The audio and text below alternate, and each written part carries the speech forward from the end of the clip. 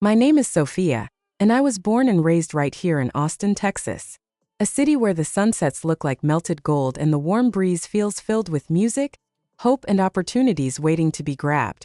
Life was never perfect for me. It came with its share of struggles, heartbreaks, and small victories. But through everything, I always believed that if I pushed hard enough, I could create something better. A future where I wasn't just surviving but actually living. I met David when I was 20, during a stage when everything in my life felt unsure. I was young, broke, and living in a tiny apartment with peeling paint and squeaky windows. Bills piled up on the counter. Ramen was dinner more often than I wanted, but even then, I held on to my dreams with both hands. And when David stepped into my life, charming, gentle, and full of confidence, I truly believed he was the blessing I had prayed for. We fell in love fast, maybe too fast. Back then, I confused attention with affection and pretty words with real love. David made me feel chosen, seen, and valued, something I had longed for over the years. I held tightly to the idea of him, to the future I imagined we could build together. But as time passed, I realized I had ignored the biggest warning sign of all. His mother, Karen. Karen disliked me from the first day. Not mild discomfort or simple awkwardness. I mean deep, unmistakable hatred. She watched me with sharp eyes, her lips curling like she smelled something rotten. No matter how kind I was, how carefully I dressed, or how hard I tried to earn her approval, she brushed me aside like dust she couldn't wait to sweep away. One Thanksgiving, just a month after our wedding, I offered to cook dinner for David's family. I wanted desperately to show Karen that I belonged, that I could be worthy of her son. I spent hours preparing the turkey, the stuffing, the sides, everything homemade. When I brought the turkey out, proud and hopeful, Karen leaned toward David and whispered loudly enough for me to hear. "Well, at least she can cook. She's not bringing anything else to the table." Her words hit me like a slap. My face stung. I waited for David to stand up for me, to say even one kind thing, but he only shrugged and muttered, "That's just how Mom is. Don't take it personally." But it was personal. Every glare, every insult, every icy smile. Karen mocked my clothes, told me my job wasn't a real profession, and whispered to David that I wasn't good enough for him. And when her insults didn't tear us apart, she turned to lies. Cold, deliberate lies. One day, I walked into the living room and heard her telling David that I treated her like a maid, expecting her to cook and clean while I sat around doing nothing. None of it was true. She knew it. I knew it. And deep down, even David knew it. But when I tried to defend myself, Karen stared at me with smug satisfaction while David stayed quiet, refusing to choose me over her. That day, cracks appeared in our marriage. Cracks that quickly widened into deep, painful breaks. Not long after, David told me to pack my things and leave. No discussion, no attempt to fix anything, just a cold, sharp, "You need to go." I walked out of that house with one suitcase and a heart that felt completely shattered. But even as I stepped away, tears burning down my cheeks, I whispered to myself that this wasn't the end of my story. It couldn't be. 5 long years have passed since that night. 5 years since I walked away from everything, my marriage, the home I tried to build, and every last bit of love I still carried for David. The beginning was brutal. Some nights I cried myself to sleep on a friend's couch. Some days I worked 2 jobs just to afford something better than cup noodles. I felt small, lost, and broken. But slowly, piece by piece, I rebuilt myself. I went back to school, earned my degree, and landed a job at a marketing firm here in Austin. It wasn't glamorous, but it was mine. I made friends who genuinely cared about me. I started painting again, something I had loved in college but abandoned during my marriage. My tiny apartment became a peaceful sanctuary. Bright canvases covered the walls, plants filled the corners, and gradually I became someone I truly liked. Life didn't just feel good. It felt whole. That I never spoke to David again after the divorce. As far as I was concerned, that chapter was closed and locked.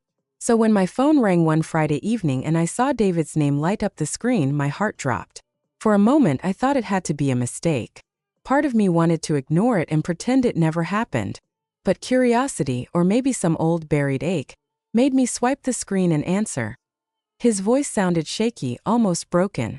"Sophia," he breathed. I didn't know who else to call. Hearing him again after so many years felt surreal. My hand tightened around the phone as he rushed through his explanation. His mother, Karen, had passed away after a long battle with cancer. I had no idea she had even been sick. We hadn't spoken since everything ended. David told me he had sold his car, drained his savings, and taken out loan after loan trying to give her the best care he could. And now with her gone he was drowning, behind on rent, behind on every bill, with no steady job to help him crawl out. "I don't have enough for groceries," he admitted, voice cracking. "I'm about to lose the house." For a moment my heart softened, not for Karen, but because losing a parent is never simple. But then the memories rushed back. The nights he ignored my tears. The days he believed every lie his mother whispered. The moment he told me to leave without looking back. And suddenly, that softness froze into something cold. "What does this have to do with me?" I wanted to ask. But before I could speak, he continued, "I know I don't deserve your help after everything, but I'm begging you. I'm drowning. Anything would help. Money. A place to stay, just until I get back on my feet." The audacity of it made my chest tighten. This was the same man who turned his back on me when I needed him most. The same man who let his mother treat me like I was worthless. And now he wanted me to rescue him. I took a slow breath. "David," I said firmly, "I'm sorry you're going through this. I truly am. But I'm not the person you should be calling." He didn't want to hear it. "Please," he whispered. "I have no one else." But I had spent 5 years rebuilding myself, brick by brick, tier by tier, and I wasn't about to let him drag me back into the chaos he created. When I finally hung up, my hands trembled, not from fear, but from the weight of finally choosing myself. For the first time, I wasn't sacrificing my peace for someone who never valued it. It felt freeing. Powerful. That night, I poured a glass of wine, sat on my balcony, and watched Austin sparkle in the distance. For the first time in forever, I felt completely at peace. I thought that was it. But David didn't stop. The calls continued, first once a day, then several times. When I blocked his number, he emailed. When I blocked his email, he reached out to mutual friends. And one afternoon, he even came to my office, standing in the lobby with desperation smeared across his face. "Sophia, I'm begging you," he pleaded, while I stood frozen, praying none of my coworkers were watching. "You're the only person who can help me right now." It felt like I was being ripped in two directions. Anger and pity colliding inside me, memories and healing crashing against each other. But deep down, I knew the truth that he made his choices, and I made mine. That he had discarded me so easily the moment his mother poisoned his mind. And yet, I couldn't silence the guilt.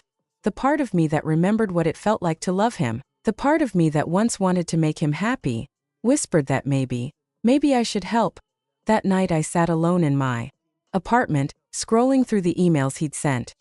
Each one was the same, long rambles filled with apologies that felt empty, and pleas for help that felt manipulative. He wrote about how much he regretted everything, how he missed me, how he knew he didn't deserve forgiveness, but hoped I could still find it in my heart to help him.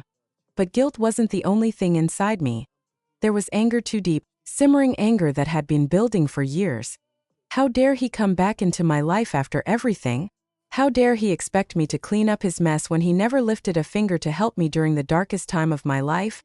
I barely slept that night, torn between the woman I used to be and the woman I had become, the old Sophia, the one who bent over backward to make everyone else happy, whispered that helping him might bring closure, but the new Sophia, the one who clawed her way out of the pit he threw her into, screamed, "Enough." The final straw came a week later when he showed up at my apartment. I opened the door to find him standing there, disheveled, exhausted, holding a box of old photos and mementos from our marriage. "I thought these might remind you of what we had," he said, his voice soft and pitiful that I couldn't help it. I laughed out a sharp, bitter laugh that startled even me. "Do you really think showing up here with a box of old junk is going to change anything?" I said, folding my arms. He looked stunned, like he hadn't expected me to react that way. "Sophia, I'm trying to show you I'm serious. I've changed." "Changed?"